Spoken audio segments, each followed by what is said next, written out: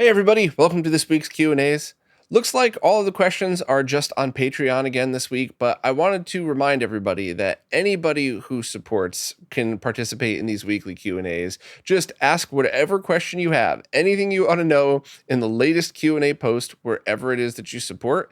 And if for whatever reason I don't respond, it's most likely that you asked a question after I was done recording but before the weekly Q&A was uploaded, or if it's something I can't talk about. Either way, if you're curious, you could always DM me. And I also just want to say that I try so hard to answer anybody's questions everywhere else. There's always one or two people out there whenever I talk about this that's like, oh, so you charge people to answer questions?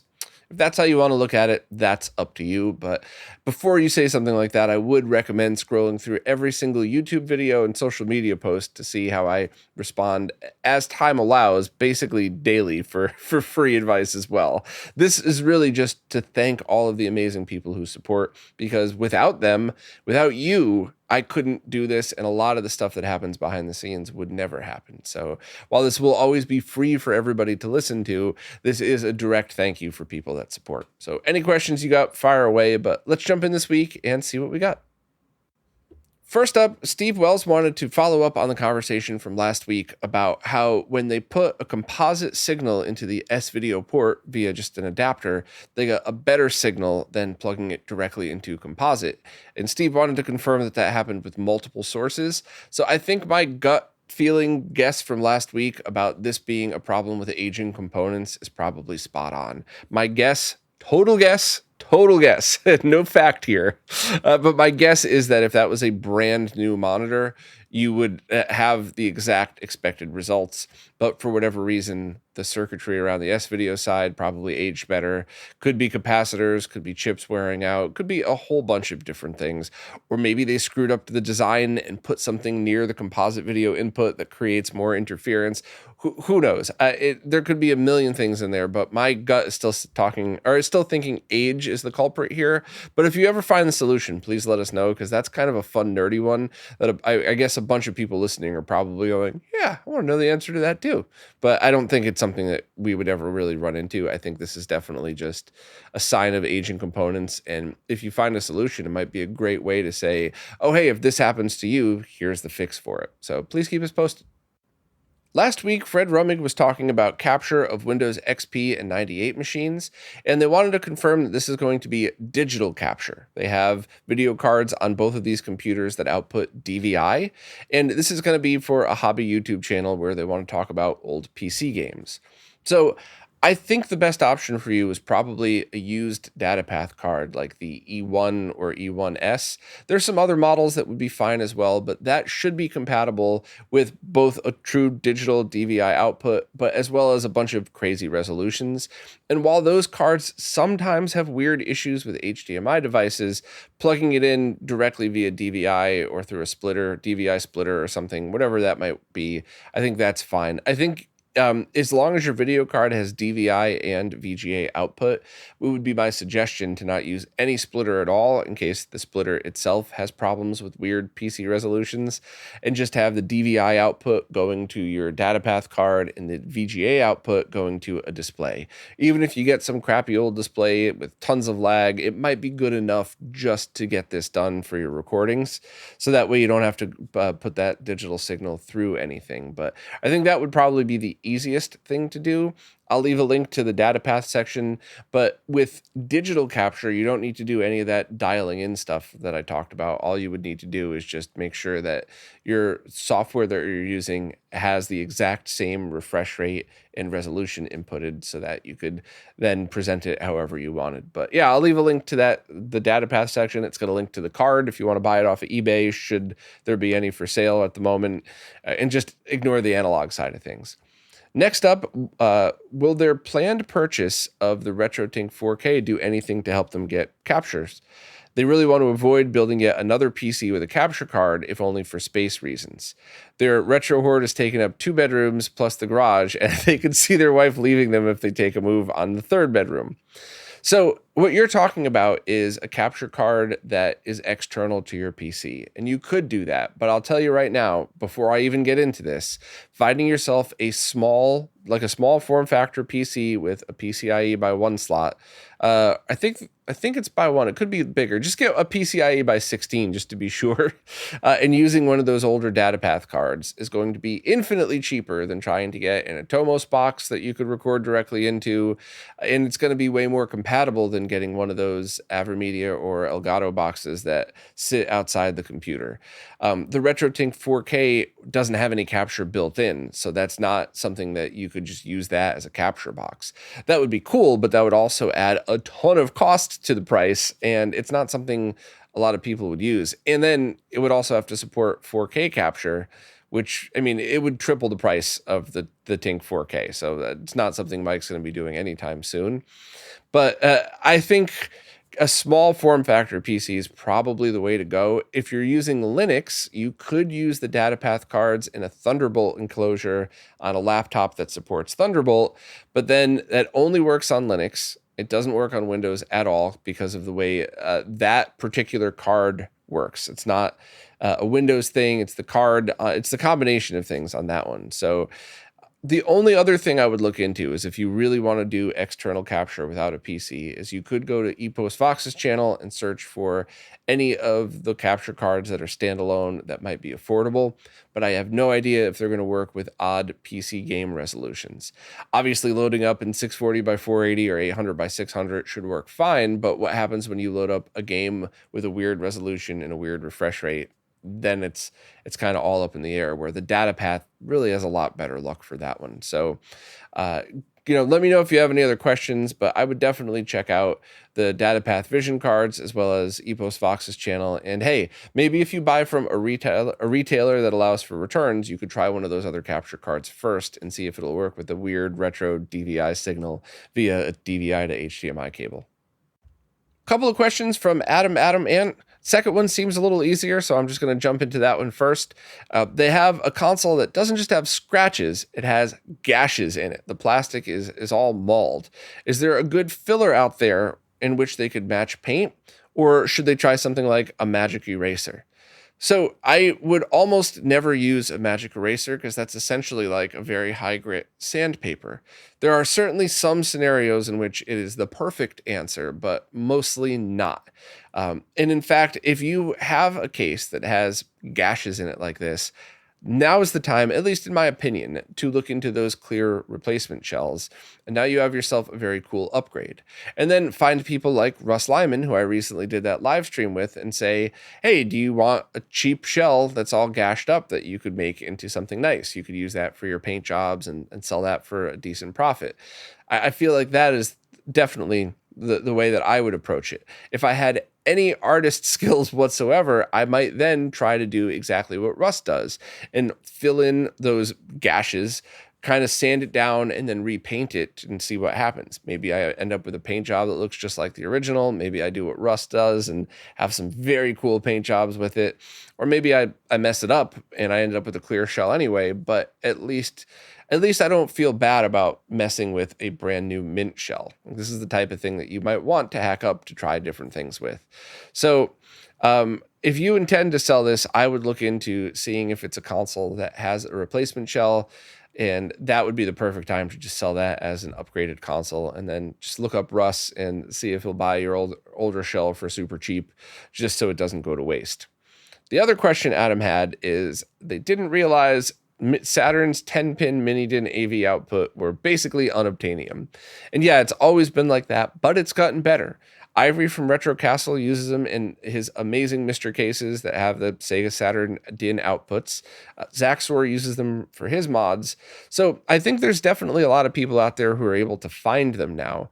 Hopefully Luke from Console Mods would consider stocking them. If he doesn't already, you might want to just check out Console Mods and see. And if not, maybe Ivory or Zaxor could help get stock over so that people could have this. The only thing I will add is I'm going to use your question to repeat something that I have been preaching loudly for years, and it turns out I was right. Whenever you modify a console, don't ever change the output that comes from their MiniDIN output connectors. The only exception is if your mod has to remove composite video. We'll get back to that in a second, by the way. But the reason is, over 10 years ago, a lot of people were doing mods where they changed things inside the console and then made a custom pass-through cable. And they said, look, I fixed the console. Now you don't need a fancy cable. And I kept saying, here's what's going to happen. Eventually, you're going to plug that cable into the wrong console, or you're going to plug a properly built cable into this console, and it's either going to do damage, or you're going to think the console's broken and throw it out. And a lot of very smart people push back on me for this one, but it turns out I was 100% correct. It's impossible to remember everything about your setup, and then once you've sold it or once you've lost a cable, who knows what's going to happen next. So it's always better to just make it so that when somebody grabs a console, all they have to do is get a well-built cable, not some junk from AliExpress for $1, but one of the good cable manufacturers, and anything else that's a reputable cable. Plug it in, and they don't have any worries. And now you don't have to worry about a customer blowing out their console, their scaler, whatever else. It really is the right move. And it's one of those scenarios where it's just kind of funny to me because my whole life I've worked with people so much smarter than me. But I think my main skill is being the middleman and sitting around and working with all these people, but kind of seeing the whole picture of things sometimes. So a lot of people, when I first started talking about this 10 years ago, who said I was wrong, actually swung back around and was like, you know what? I've seen a bunch of stuff happen that was exactly what you said was going to happen. So they've kind of come around to do that. The only caveat to that is mods that remove composite video. Many of those mods then put a sync signal back on that line that's the proper voltage. So if you're using Rad2X or HD RetroVision cables, that'll still work. But the only thing that I would add, and this is just a suggestion, this isn't as big of a deal as what I just said, but I would strongly recommend at least considering taking like an index card and some painter's tape or any kind of tape that doesn't leave a sticky residue, put it on the bottom of the console and just say, this console has been upgraded with a superior RGB outputting signal that removes composite video functionality. The composite video cables will not work. Just use any RGB cable, and that's it. So that way, if somebody years from now gets a console, plugs in a composite cable, doesn't get a signal, that amazing, well-built, well-upgraded console doesn't end up in the garbage. So some kind of warning would be fine. I'm sure that's already happened. I'm sure we've already lost amazing consoles to people who just forgot it was modded or sold it to somebody who then resold it. So it's just, let's not let these things go to waste, especially if they're in great condition already. But hopefully I was able to point you in the right direction for stuff like that. And as always, just reach out and let me know, if you need any clarification or anything like that. But yeah, hopefully we could just get you some Saturn 10-pin MiniDINs. Last week, I said I would love to see somebody do a shootout of all of the different light gun options on the Mister to see what, at least at the time of shooting, is the best method and other things that we might want to look forward to. And Kayak responded with a link to a YouTuber that has done a lot of reviews on the Sinden and Gun for IR, as well as even the GunCon 2. So I will leave a link to this channel if anybody is interested. I will try to also scroll through myself, but I'm like, I have no free minutes anymore. I still am like staring at my guitar, hoping I get a chance to play it soon. So I'm not sure if I'll get a chance to do it, but I do appreciate the recommendation. I'll subscribe just to see if I could remember, and I'll leave a link to the channel for anybody else that wants to check it out as well. Next up, Everett wanted to know if I had any further contact with ZeisWorks or if I knew if they were currently working on any new projects. The short answer is no and no, but I'll elaborate a little bit more. So a couple of years ago, I discovered the ZeisWorks monitors, which were up to 480 hertz, integer scaling, zero latency PC monitors. You basically took some off-the-shelf monitors and you replaced the guts with his kit, and they were designed specifically for dual DisplayPort PCs. And that's exactly what they were designed for. Nothing else, period. They didn't have an HDMI input, only DisplayPort. And if you wanted to use the full bandwidth, you would have to use video cards that you could plug two DisplayPorts into. And I kind of stepped in and said, that would be awesome for retro gaming. And Z said, it's not designed for that. It probably won't work. And guess what? Barely worked because it was not designed for that whatsoever. I had to use DisplayPort to HDMI converters. There was a lot of bumps in the road. Zeiss did try to make it a little bit more compatible, but from day one, Zeiss had said, this is a PC monitor. This is not an HDMI inputting retro gaming monitor. So The project, I think, was a complete and total success from a PC monitor point of view. And as far as I know, Zeiss didn't follow up with any other products, and I don't know if there's any plans to. I should probably reach out and just to kind of check in and say hi and see. Hopefully he's still not, or I shouldn't say still. Hopefully he's not mad at me for trying to force it to work with retro gaming. And I really hope I didn't misinterpret at all what that monitor was supposed to be. I think a lot of people may have thought I did, but I guess I'm bad at that. If so many people have complained over the years that they got the wrong impression from my videos, so obviously it's my fault. But got nothing but good things to say about the monitor. Arturo still has my old one, still likes it a lot, has good things to say about it. So, nothing but good things to say about Zeiss. I just don't have any other contact with him, and don't think there's any other projects out there that he's currently working on. Could be wrong though. Oliver Clare has, once again, another very unique and awesome scenario. They built this amazing gaming room, but they also wanted to get duplicate consoles so they could play link cable games. And originally they thought, well, maybe we could integrate these into the same setup. So you have two of each console plugged in. But then they realized console positioning became a little bit too daunting, and with everything else, it would just way overcomplicate things. So why not build a retro cart?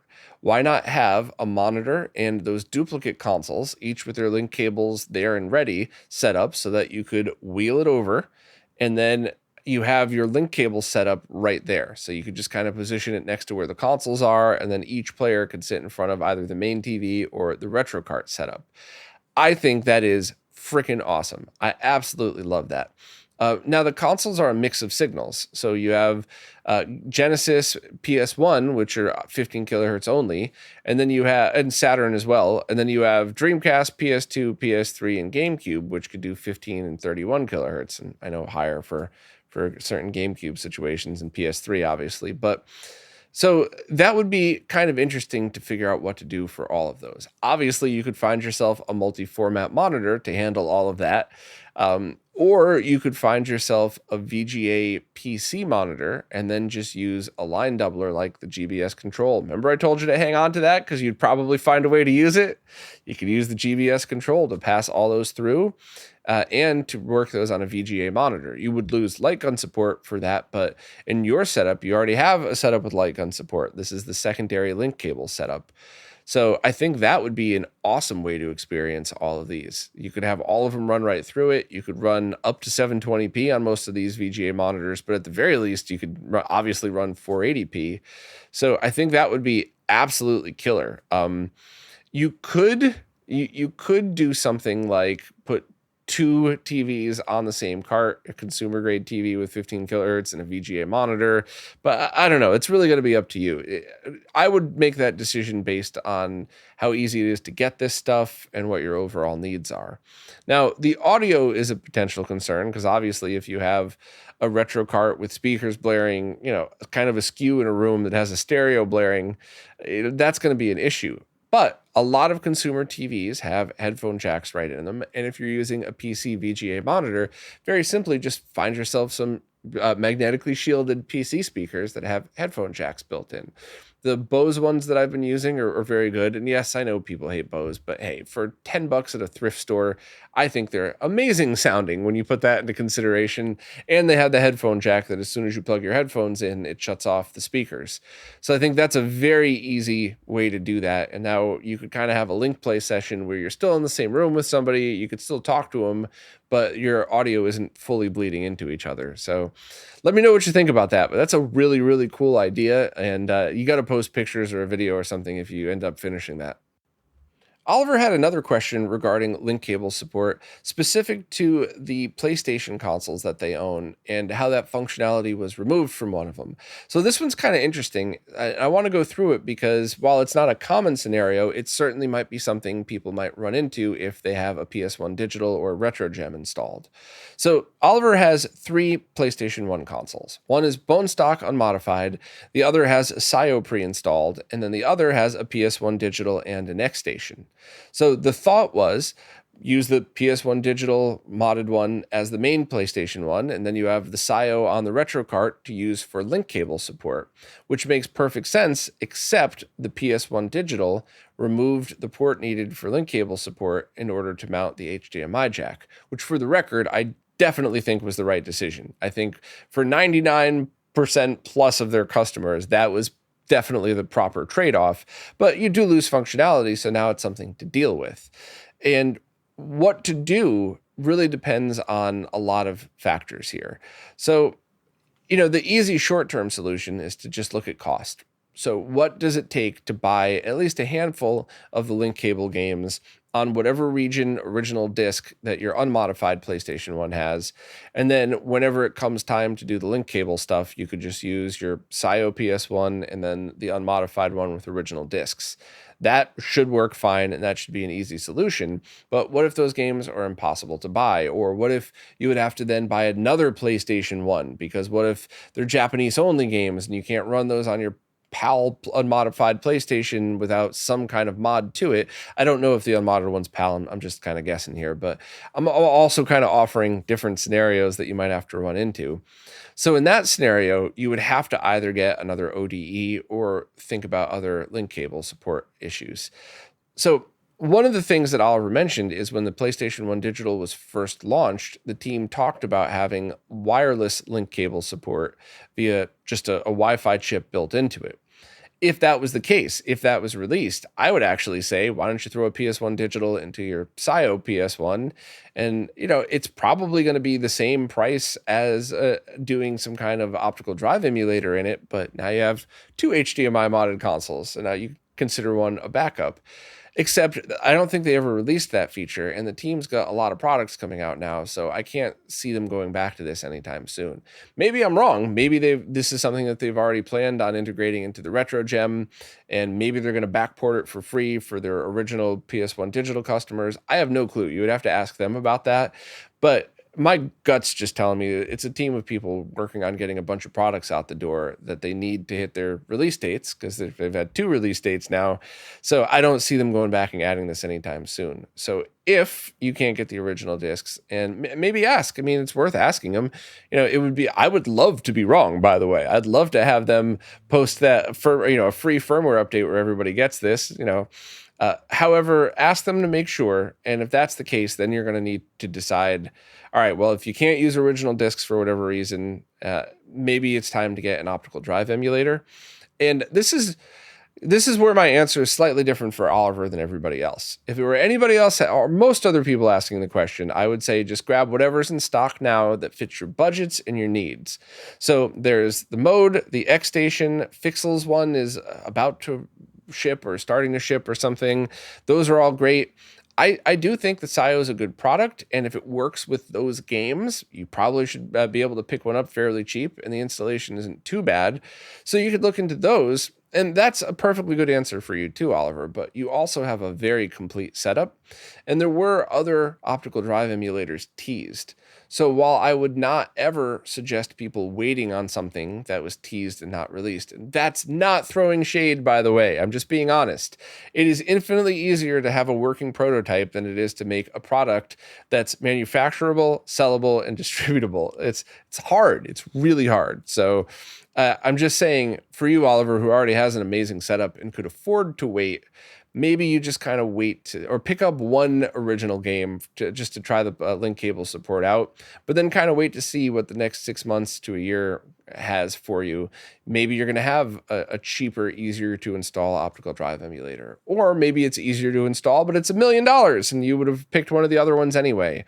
Or maybe you just stumble across one pre-modded that you can get for a discount that might be cheaper overall for you to deal with. I don't really know, but for anybody who doesn't have a ton of really awesome consoles and an amazing setup, buy whatever's available right now. Oliver, if you're in a rush for this, by all means, go for it and reach out too. Maybe I could even help trying to get one. If I know anybody selling used ones for you, but if you're not in a rush for this, maybe just kind of wait and see. Maybe that console that you have that's completely stock could be a good beta test for something else. Who knows? Next up, RetroRGB PBPR has been messing around with MiSTer, switching back and forth between their MiSTer multi-system and original consoles, and somehow the original hardware always feels better. Could this be a placebo, or is there something in their setup causing the MiSTer to lag? So they went on to say that everything's connected the same way, same type of analog cable through the same switch into the same CRT. And they're also using a controller adapter. So what I would strongly recommend is getting a different controller adapter. I have found many of those over the years that were terrible, and I found many that were amazing. And unless it's on the MrAddons.com latency sheet, unless people have really tested it with the proper procedures, there's no way to know if it's actually low latency or not. And, don't take people's word for it unless they've actually run the test. Somebody that says it feels like it's low latency, even somebody super sensitive to lag like me, that means nothing, right? You need actual measurements to prove that it's low latency. So what I strongly recommend doing is taking your favorite console and getting one of the MacGyver Damon Byte adapters that matches that console. So let's just say it's a Super Nintendo. So grab that SNES adapter, which is 1 millisecond or less of latency, and then play your original console, and then take that same controller, plug that into the adapter on your MiSTer, and go from there. Before you do that, double check that fast USB polling is on. It should be by default, I think, but it takes a second to just check your scripts directory. It should already be in there if you use update all. So just double check that, and double check your Mr. INI file. It's so unlikely that something would have changed for your analog video output, but you never know. If you're like me and you tinker around with things, maybe you were meant to change one thing, you changed the wrong thing, and now you added a little bit of buffering to the analog output. It happens. I make that mistake all the time with MiSTer. I changed the wrong setting when I'm in some kind of deep dive testing. So that's what I would suggest.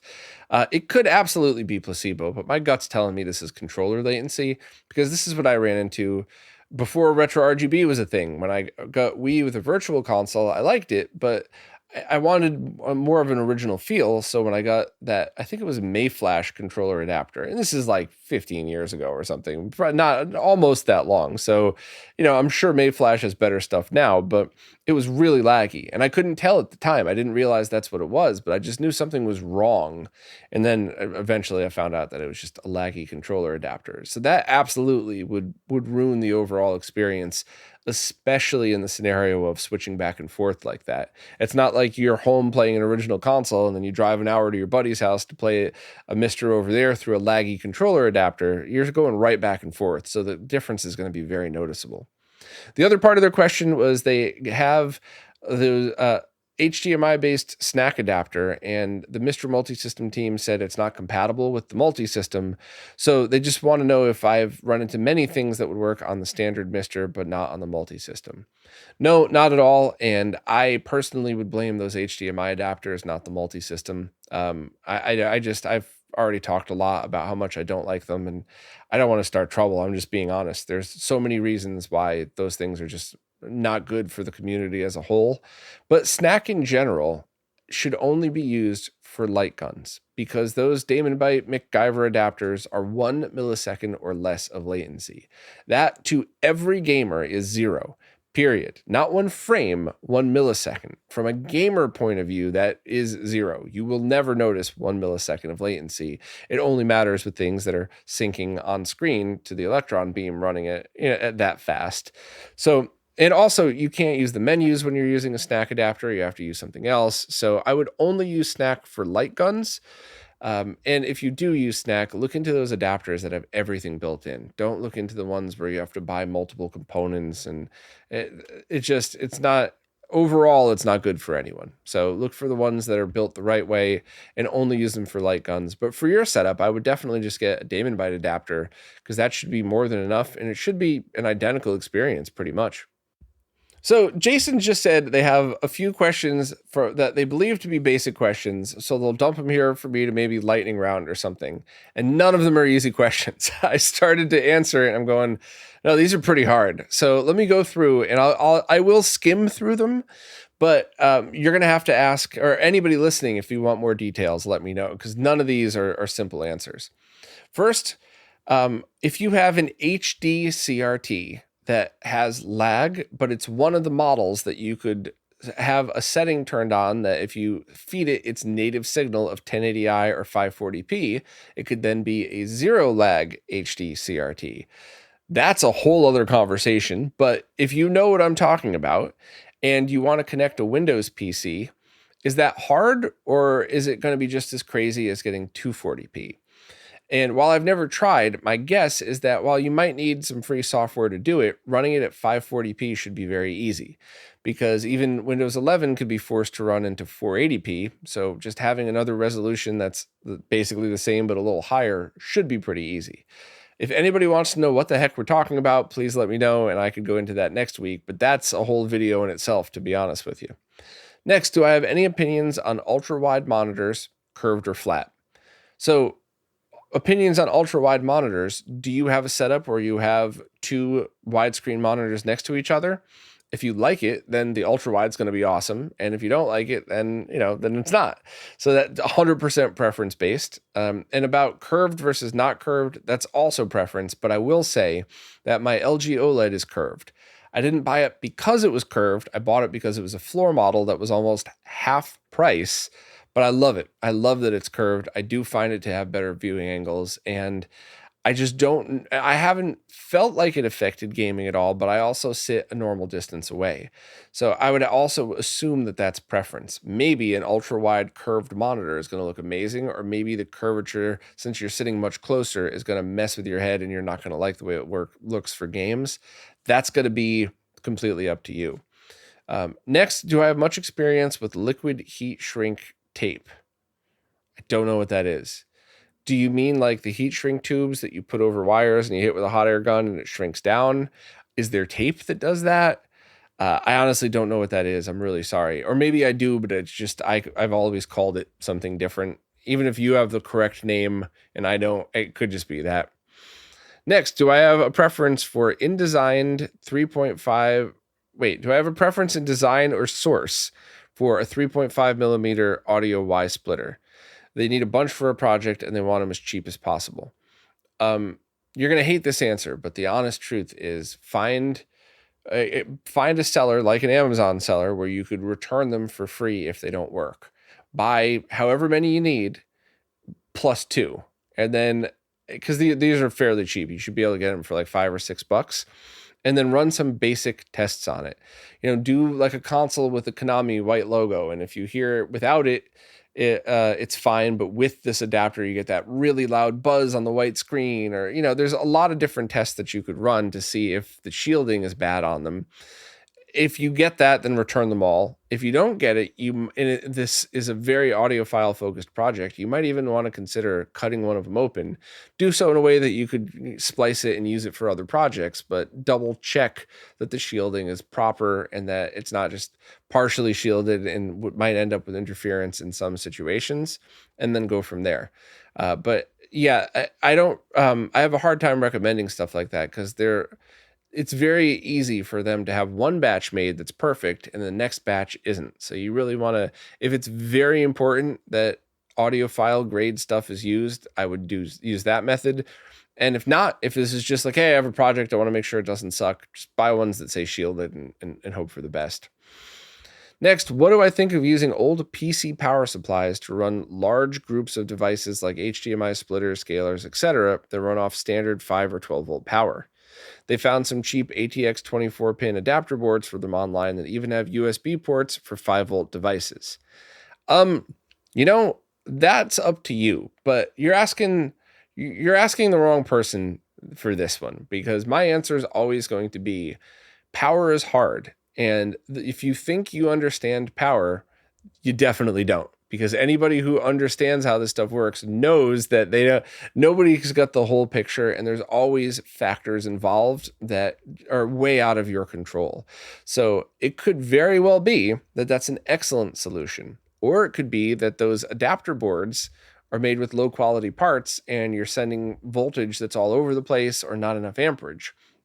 What I would do is use something like a USB hub. And here's a perfect excuse, right? If you have an older USB hub and the amperage on each port is equal to or greater than what your HDMI devices use, but let's say you have a USB 3.0 hub and you've upgraded to 3.1, It's a perfect use for that hub. You don't even need to have, as long as it's powered, obviously, you don't even need to have the USB cable plugged in. You can just plug it into the wall, plug in your switch, your splitter, your audio extractor, all into that. And now you could, if it has a power button, you could even have one power switch to kill all those if you needed to. So that's what I would do. The PC power supply route might be fine. It might be completely fine, but overkill, which is not a bad thing, but I wouldn't do that. I'm always very careful with power, just because once you've had enough catastrophic things go wrong in either your personal setup or your business setup, you start to have the trust issues that I have with janky power solutions. You're going to want to make sure that you use something that's a little safer, but it seems like a bit of an overkill. But hey, if you're willing to give it a try, if there was ever anything to try it with, it's generic devices that if they blew out aren't going to break the bank. I'm not saying it's okay to kill those devices. I'm just saying, if you're going to do an experiment, do it with stuff like that and not your rare ultra modded console or something like that.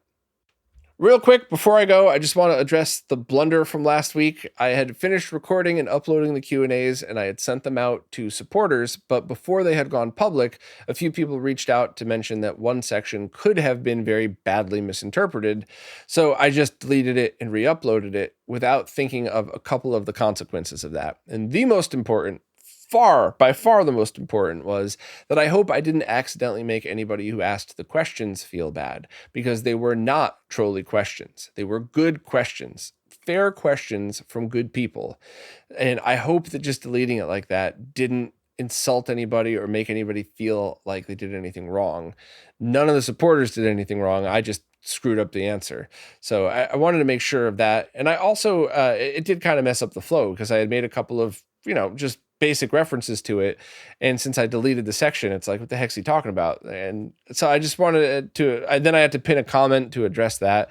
So I just wanted to let everybody know, I'm sorry. I didn't think that just deleting that section could have caused trouble, but I guess that did. So, I wish I could say that I'll keep trying to do better, but that's something that's affected me my whole life. I'll think of something and I think it's the right thing to say, and I'll say it, and everybody in the room will stare at me like, what the hell is wrong with you? Somebody once explained it to me, and I have no clue if this is true. This could be complete BS. But somebody once said that's another sign of ADHD, because my brain is moving really fast, and by the time I speak, my brain's already moved on to the next thought.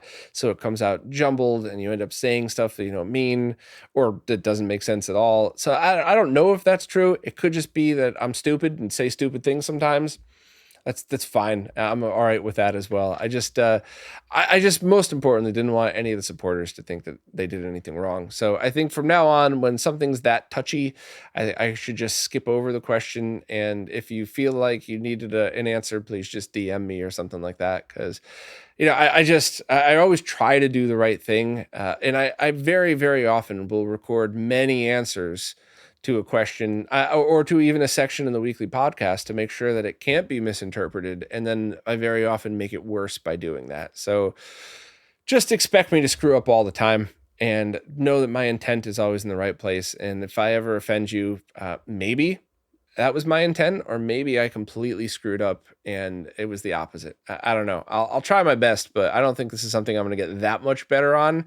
It's plagued me my whole life. I'll keep trying, but I will pay more attention to what could potentially send the wrong message to the people who support and keep this channel going, because you are the people that I do not want to show any disrespect to. You're the reason I'm here. So to anybody who asked those questions last week and this week, I'm very sorry. And thank you to the people who brought it to my attention that it could be misinterpreted, because while I meant everything in a nice way, I definitely know that I have a long history of accidentally saying the wrong thing. So much appreciated.